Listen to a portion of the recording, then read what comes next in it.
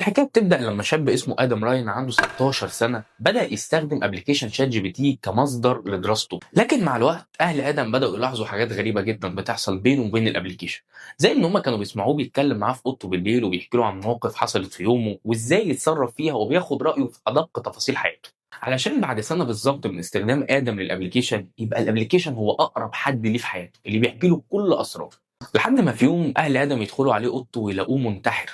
ولما يمسكوا تليفونه ويدوروا في المحادثات اللي كانت بينه وبين الابلكيشن يلاقوا ان ادم على مدار السنه كان بيتكلم مع الابلكيشن وبيحكي له قد ايه ان هو تعبان نفسيا وبيمر بصعوبات نفسيه كبيره جدا وانه بيفكر في الانتحار.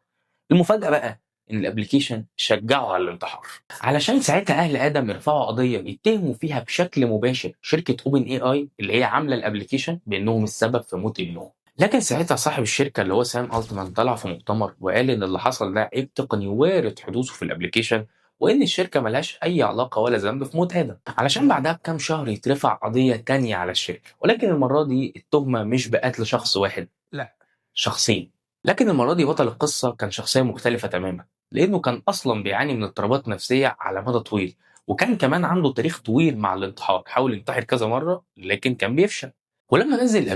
الابلكيشن بقى في ظرف شهور هو اقرب حد ليه في حياته، وكمان بقى